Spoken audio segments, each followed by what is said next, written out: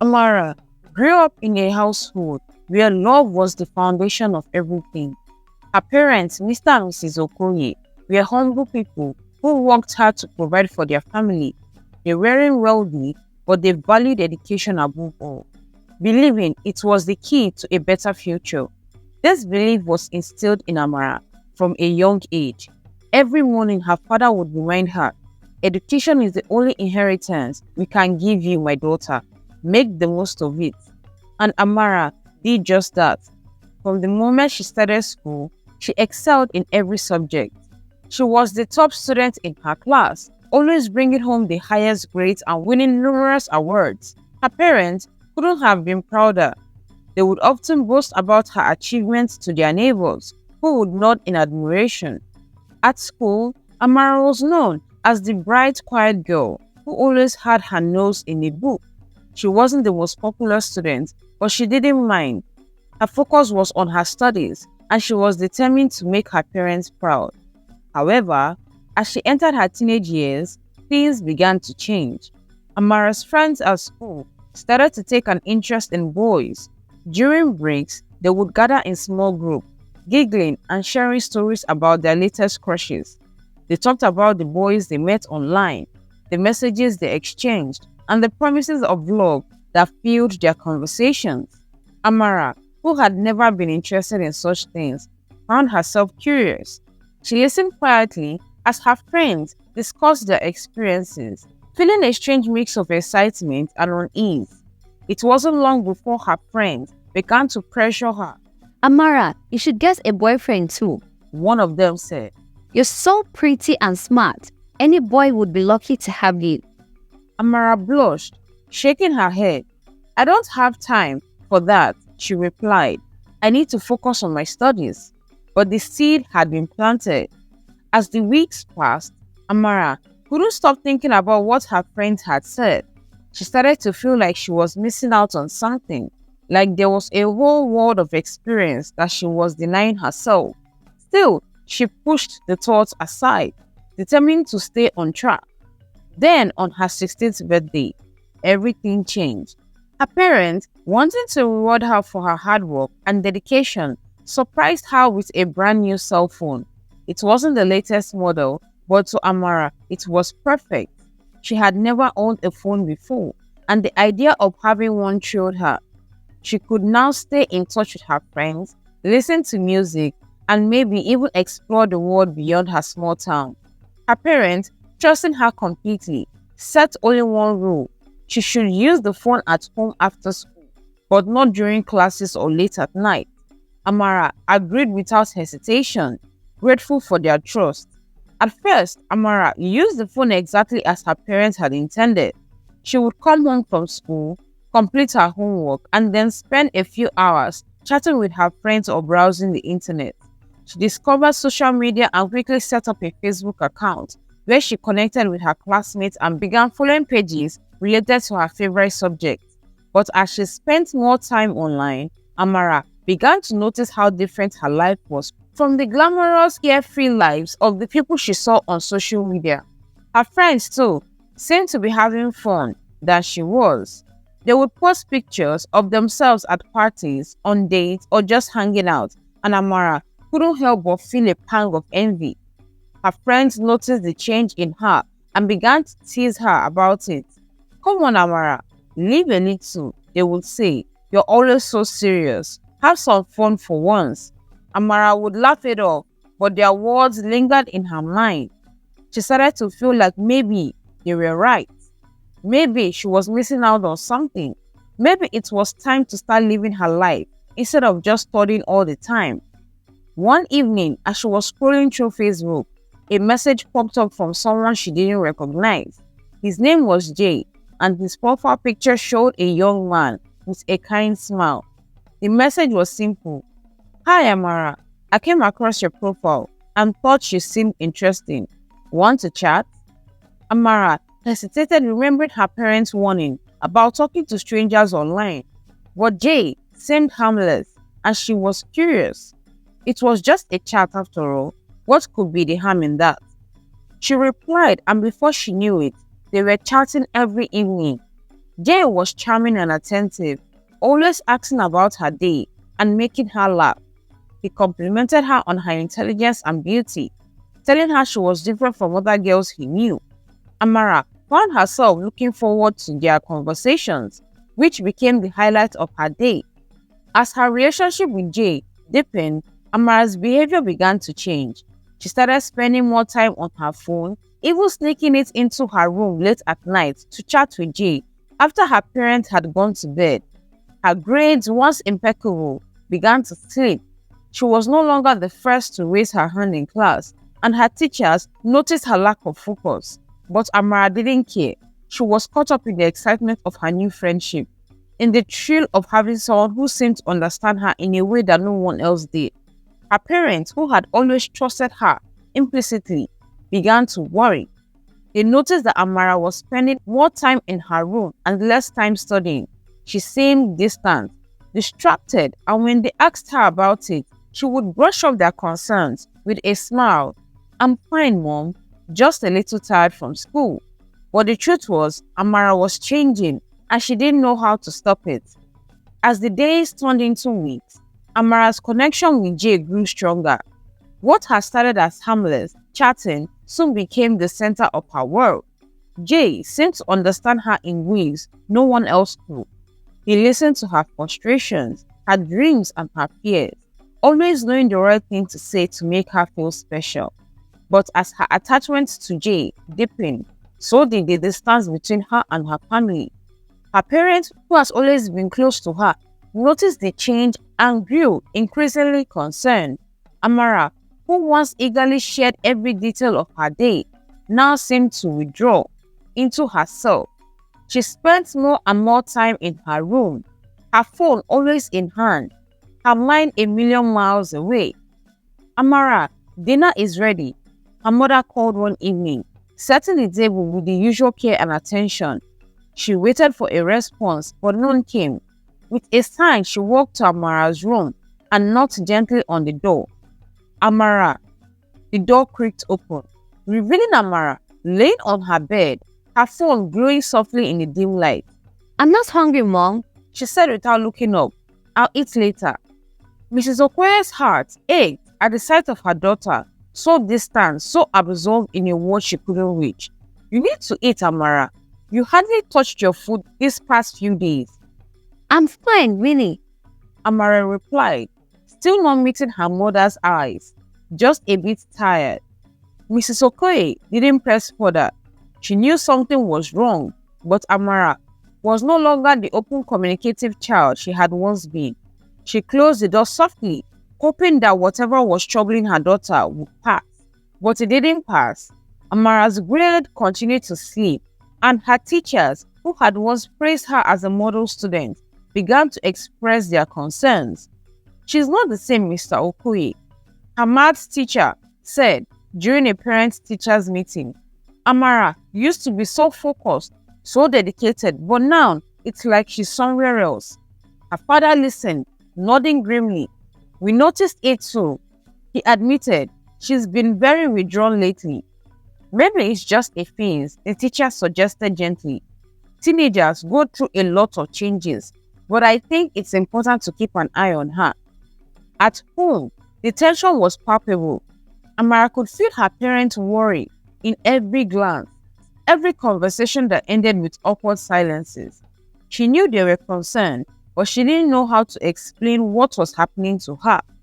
How could she tell them about Jay, about the thrill of talking to someone who made her feel alive in a way that her studies never had? Her friends, meanwhile, noticed the changes in Amara as well. They were surprised by how she had opened up about her online relationship, how her once serious demeanor had softened into something more carefree, almost reckless. During lunch breaks, they would gather around her, listening eagerly as she recounted her last conversations with Jay. "So have you two met in person yet?" one of her friends asked, a mischievous glint in her eye. Amara shook her head, a small smile playing on her lips. "Not yet, but we are planning to." "You should do it," another friend urged. "You've been talking to him for weeks now. It's time to see if he's the real deal." I don't know, Amara hesitated, a flicker of doubt crossing her mind. What if my parents find out? They would be furious. They won't find out, her friend assured her. Just tell them you're going to visit a friend for the weekend. They'll never know. The idea lingered in Amara's mind, growing more appealing with each passing day. Meeting Jay in person felt like the next step, the natural progression of their relationship, but the thought of deceiving her parents, of leaving her city without their knowledge, filled her with a sense of unease. Still, the pull of adventure was strong. Jay had been hinting at meeting for days now, and the more he talked about it, the more Amara found herself imagining what it would be like. He painted vivid pictures of places they would go, the fun they could have together, and how different life could be if she just took a chance. Imagine it, Amara, Jay wrote in one of their late night chats. Just you and me, exploring the city together.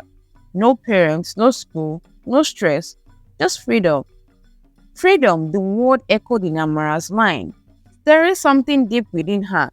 She had always been so responsible, so focused on doing the right thing. But what if, just this once, she let herself be a little reckless? What if she stepped out of the line she had always known and experienced something new, something exciting? After days of agonizing over the decision, Amara finally made up her mind. She would go. She carefully planned her story, telling her parents she was going to stay with a friend from school to work on a group project. It was a plausible excuse, one that wouldn't raise any suspicion. Her parents trusted her implicitly, believed her without question. As she packed her bag that evening, a mix of excitement and fear churned in her stomach. She kept telling herself that it was just a weekend, just a short trip, to meet someone who had become so important to her. But there was a nagging voice in the back of her mind, a voice she tried to ignore, warning her that she was making a terrible mistake. The next morning, she left the house early, saying goodbye to her parents with a forced smile. I'll be back on Sunday, She assured them, her heart pounding as she stepped out of the door.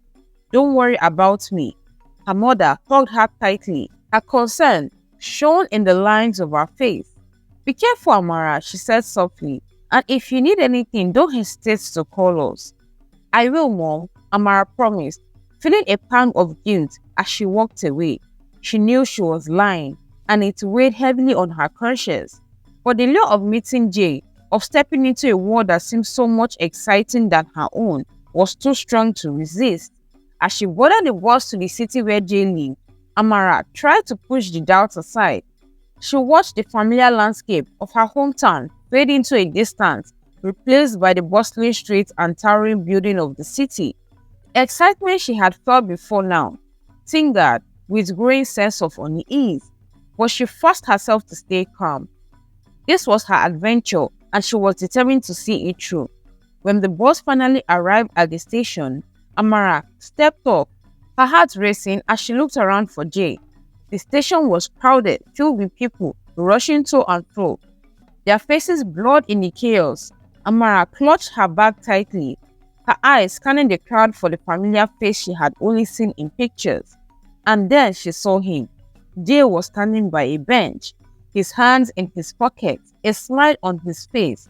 As their eyes met, he was just as she had imagined, tall, handsome, and confident. As she walked towards him, a wave of relief washed over her. This was real. He was real, and for a moment, all her fears melted away. He greeted her, pulling her into a warm embrace. I'm so glad you came. Me too, Amara replied, smiling up at him. For the first time in days, she felt a sense of calm. Maybe this wasn't such a bad idea after all. But as they left the station and ventured deeper into the city, that calm began to unravel. The streets grew quieter, the buildings older and more dilapidated. Amara noticed that they were moving away from the bustling city center into a part of town that seemed almost deserted. Where are we going? She asked, her voice betraying the anxiety she felt creeping back in. Don't worry, Jay said, with a reassuring smile. I know a place where we can hang out. Just for the two of us. It's quiet away from all the noise. Amara nodded, but the unease in her chest tightened. She followed him down narrow, winding streets, past buildings with boarded-up windows and walls. The air felt heavy, and the excitement that had once filled her was now replaced with a growing sense of dread. Finally, they stopped in front of an old building. The paint was peeling off the walls. The windows were dark and grimy. Jay pushed open the door, holding it for her as she stepped inside. The interior was just as bleak as the exterior. Dark, musty and cold. A single bare bulb hung from the ceiling, casting airy shadows on the walls. Amara's heart pounding in her chest as she took in the surrounding. This wasn't what she imagined. This wasn't the adventure she hoped for. Jay, are you sure this is the right place? She asked, her voice trembling slightly. Of course. Jay replied, but his tone was different now. Colder, more distant. It's perfect for what we need. Amara's instinct screamed at her to run, to get out of there as fast as she could. But before she could react, she felt a sharp pain at the back of her head and everything went black. Amara woke up to a splitting headache. Her vision blurred as she tried to make sense of her surroundings. She was laying on a cold, hard floor. The smell of damp and decay filled her nostrils. Panic surged through her as she realized that her hands were bound and her feet felt heavy with what she quickly recognized as metal chains. Her heart pounded in her chest and her breath came in short, terrified gasps. She was in a small, dimly lit room with no windows and only a single door, which was bolted shut from the outside. The walls were bare, except for a few dark stains that Amara didn't think too much about. The realization hit her with full force. She was trapped. Tears welled up in her eyes as she thought about her parents, the lies she had told, and the trust she had broken. They had no idea where she was, and she hadn't told anyone about her plans to meet Jay. She had been so careful to keep it all a secret, convinced she was in control. But now, as the gravity of her situation set in, she felt utterly powerless. Jay, She called out, her voice trembling. Jay, where are you? What's going on? There was no response, only the oppressive silence of the room. Amara tried to steady her breath, to think of a way out, but the fear was overwhelming. She tugged at the chain around her ankles, and they were too strong, and her wrists were bound so tight that they were beginning to ache. Suddenly, the door creaked open, and Amara's heart leaped into her throat. A tall figure stepped inside, but it wasn't Jay. It was a man she had never seen before, with a cold, menacing expression that made her blood run cold. He was older, with graying hair and a scar running down the side of his face. The way he looked at her sent chills down her spine. Well, what do we have here? The man sneered, his voice dripping with malice. It must be Amara. Amara recalled her body trembling with fear. Where is Jay? What do you want with me? The man chuckled darkly. Shaking his head. Jay? Oh, it's just a bit, my dear. You are foolish enough to trust a stranger, and now you belong to us. Amara's heart raced as the man's words sank in. She had been lured into a trap, and now she was at the mercy of these dangerous people. Please let me go. She pleaded, tears streaming down her face. I promise I won't tell anyone. Just let me go home. But the man's expression hardened. It's too late for that, girl. You're far from home now, and no one's coming to save you. Amara's sobs echoed through the small room as the man turned and left, slamming the door behind him.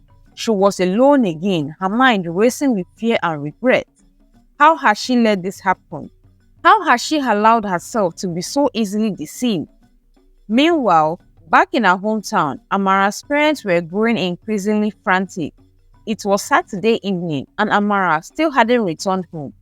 Her mother had called the friend she was supposedly staying with, only to be told that Amara had never shown up. Panic gripped as she dialed her husband's number. Something is wrong, Mrs. Okoye said, her voice shaking as she paced the living room. Amara didn't go to her friend's house. She is missing. I don't know where she is. Mr. Okoye, felt a cold dread settle in his chest as he listened to his wife's word. He knew his daughter well, and this wasn't like her. Amara was responsible, trustworthy, and had never given them reason to doubt her before. But something had changed in her recently. She had become more secretive, more distant, and now she was gone. "We need to call the police," Mr. Okoye said, trying to keep his voice steady. "We need to find her." They reported Amara missing that night, and the police began their search, but without any leads. There was little they could do. Amara's phone was off, and none of her friends knew where she had gone. The Okoyes were left in a state of helplessness, clinging to the hope that their daughter would somehow come back to them. As they drove through the night, Mr. Okoye's mind raced with worry. He replayed every conversation he had with Amara over the past few weeks, trying to piece together any clue he might have missed. His heart ached with the fear for his daughter, but he forced himself to stay focused. There was still time to save her. They had to be. Amara, meanwhile, was losing hope. She had spent hours trying to free herself from the chains, her wrists raw and bleeding from her efforts. Exhausted and terrified, she lay on the cold floor, her mind filled with thoughts of her family. She wanted nothing more than to be home, safe in her parents' hands. She had been so foolish, so naive, and now she was paying the price. As the night wore on, Amara heard voices outside the door, low murmured conversations that she couldn't quite make out. She strained to listen, fear gripping her as the door creaked open once again. This time, two men entered, one of them carrying a medical bag. Amara's heart pounded in her chest as the men approached her. They didn't say a word, but their cold clinical expression spoke volumes. She knew that she was in grave danger, and that these men had no intentions of letting her go. "Please," she whispered, her voice barely audible. "don't do this, please." But her pleas fell on deaf ears. The men began to prepare their tools, laying them out on a small table near the wall. Amara's fear reached a feverish pitch as she realized what they were trying to do. She was nothing more than a piece of meat to them, a source of profit in a sick, twisted business. Just as one of the men reached out for a syringe, the sound of heavy footsteps echoed down the hallway. There was a commotion outside the room, a series of shouts and calls that made the men pause. They exchanged confused glances, their movement halting as the door was suddenly kicked open. A group of armed police officemen stormed into the room, their weapons drawn. "Hands up! Don't move!" one of them shouted, his voice authoritative and commanding. The men, caught off guard, raised their hands in surrender, their expression a mix of shock and fear. Amara, who had been paralyzed with terror, felt a surge of relief, so powerful that it brought tears to her eyes. She was saved. She was going to be okay. One of the officers quickly moved to Amara's side, cutting through the ropes that bound her wrists and ankles. "You're safe now," he said gently, helping her to her feet. "We are here to take you home." Amara collapsed into the officer's arms, her body trembling with a mixed relief and exhaustion. She had come so close to losing everything, but somehow her father had found her in time. As she was escorted out of the building, the reality of what had happened began to sink in. The police had arrested the men who had taken her, and she would be taken to a hospital to ensure she was okay. But more than anything, Amara just wanted to see her parents, to apologize for the mistake she had made, and to never ever put herself in danger again. Amara's parents arrived at the hospital just as she was being wheeled into the emergency room.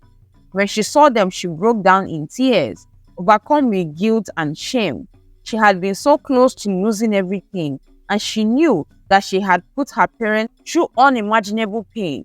"Mom, Dad, I'm so sorry," she sobbed, clutching her mother's hand as if it were a lifeline. "I didn't mean for any of this to happen." Mrs. Okoye hugged her daughter tightly, tears streaming down her face. "It's okay, Amara. You're safe now. That's all that matters." Mr. Okoye, though relieved beyond words, couldn't hide the pain in his eyes. "You scared us, Amara. We thought we had lost you." I know that. I'm so sorry, Amara whispered, her voice trembling with emotion. I was so stupid. I didn't listen. I let my friends and that man lead me astray. She asked her dad how they knew where she was. He narrated that he couldn't just sit and wait. He had been a cautious man, and in the back of his mind, he had been worried about the dangers of the internet and social media. He had heard stories of children being lured away by predators, and though he trusted her, he had taken one precaution when they gave her the cell phone. He had installed a tracking chip in the phone just in case something like this ever happened. With trembling hands, he accessed the tracking app on his computer, praying that it would work. The screen lit up, displaying a map with a blinking dot indicating her location. She was miles away, in a city they had never been to, from the safety of their home. When he got her location, he showed the screen to his wife. She's in another city. We need to go now. They didn't waste a moment, gathering all the information they could. They contacted the police in the city where she was located, providing them with the tracking data. The police took the situation seriously, realizing the potential danger she was in. They mobilized quickly, coordinating the local authorities to track down the exact location of the signal. She thanked her father and mother for saving her life. The days that followed were a blur of police interviews, medical examinations, and emotional reunion. Amara's story quickly spread and became a cautionary tale for others in her community. The dangers of trusting strangers online, of succumbing to peer pressure, were driven home in a way that no one would forget. But for Amara, the most important lesson was a deeply personal one. She had been given a second chance and was determined not to waste it. She vowed to herself and to her parents that she would never let herself to be so easily swayed again. She would focus on her studies, on her future, and on becoming the person she had once been, a girl with dreams and ambitions, unclouded by distractions of the world. In the months that followed, Amara worked hard to regain the trust she had lost. She threw herself back into her studies, determined to make up for the time she had lost. Her parents, though still shaken by the ordeal, supported her every step of the way, grateful that their daughter was home safe.